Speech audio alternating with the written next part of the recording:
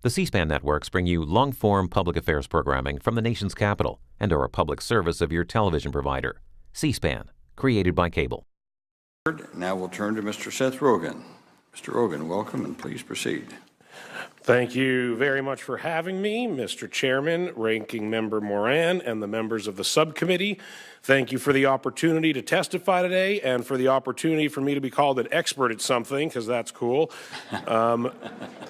I don't know if you know who I am at all. You told me you never saw Knocked Up, Chairman, so it's a little insulting. But I want the record to note. Very important, guys. I want the record to note this is the first time, I will wager this is the first time in any congressional hearing in history that the words knocked up has ever been. Oy, you're not going to like the rest of this then.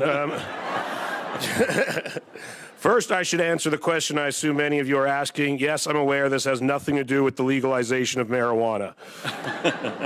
In fact, if you can believe it, this concerns something that I find even more important.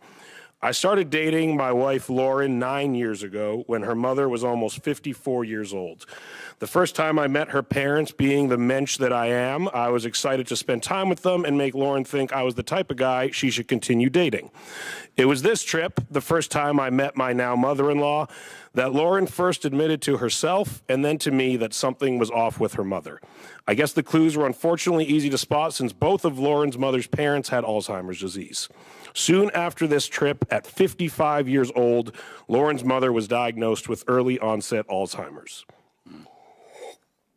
Now, at this point, my impression of Alzheimer's was probably what I assume most people's impression is. I thought it was something only like really, really old people got, and I thought the way the disease primarily showed itself was in the form of forgotten keys, wearing mismatched shoes, and being asked the same question over and over.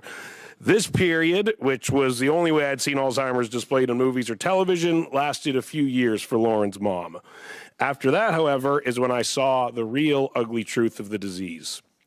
After forgetting who she and her loved ones were, my mother-in-law, a teacher for 35 years, then forgot how to speak, feed herself, dress herself, and go to the bathroom herself, all by the age of 60. Lauren's father and a team of caregivers dedicate their lives to letting my mother-in-law be as comfortable as she can be. They would love to do more but can't because, as you've heard, unlike any of the other top 10 causes of death in America, there is no way to prevent, cure, or even slow the progression of Alzheimer's disease. Another thing I didn't realize until I was personally affected was the shame and stigma associated with the disease. It was before I was born, but I'm told of a time when cancer had a stigma that people were ashamed by. Celebrities and other public figures that were stricken would hide rather than be voices of hope for people in similar situations. And although it's turning, this is currently where we are largely at with Alzheimer's disease, it seems like. And it's because of this lack of hope and shameful stigma that my wife, some friends, and myself decided to actually try and do something to change the situation. We started Hilarity for Charity. Hilarity for Charity is a fund we have as a part of the Alzheimer's Association to raise money to help families struggling with Alzheimer's and support cutting-edge research. That's right. The situation is so dire that it caused me, a lazy, self-involved, generally self-medicated man-child, to start an entire charity organization. It was through this that we felt we weren't just complaining there was nothing to be done, but actively taking steps to do something. Instead of being disappointed that young people were so misinformed about the reality of the disease, we've started to educate them. We recently started a college program that allows university students to hold their own Hilarity for Charity events, and in the month since it started, 18 schools nationwide have signed up to hold events. The fact that we actually got college students to stop playing video games and volunteer their time is a huge accomplishment, especially considering both Xbox One and PlayStation 4 came out this year. I'm sure these people know what I'm talking about. I came here today for a few reasons. One, I'm a huge House of Cards fan. Just marathon the whole thing, had to be here. Two is to say people need more help. I've personally seen the massive amount of financial strain this disease causes, and if the American people ever decide to reject genitalia-driven comedy, I will no longer be able to afford it. Please don't. Therefore, I can't begin to imagine how people with more limited incomes are dealing with this. As you've also heard, studies show that Alzheimer's and related dementia is the most costly condition in the United States.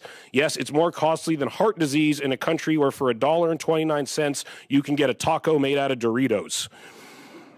They're delicious, but they're not healthy. While deaths from other major diseases like heart disease, HIV, and strokes continue to decline, deaths from Alzheimer's have increased almost 70% in the last 15 years. Over 5 million Americans have Alzheimer's, and at this rate, in 35 years, as many as 16 million will have the disease. The third reason I'm here simply is to show people that they're not alone. So few people share their personal stories. So few people have something to relate to. I know that if me and my wife saw someone like me talking about this, it would probably make us feel a little less alone. Americans whisper the word Alzheimer's because their government whispers the word Alzheimer's. And although a whisper is better than the silence that the Alzheimer's community has been facing for decades, it's still not enough. It needs to be yelled and screamed to the point that it finally gets the attention and the funding that it deserves and needs. I dream of a day when my charity is no longer necessary and I can go back to being the lazy, self-involved man-child I was meant to be. People look to their government for hope, and I ask that when it comes to Alzheimer's disease, you continue to take more steps to provide some more. I would like to thank the committee again for the opportunity to share my story and to voice my wholehearted support for the continuing work that pursues a cure for Alzheimer's disease. Thank you very much. Thank you, Mr. Rogen. That was great. That was very, very good. Thank you, thank you. Although I'm sorry you had to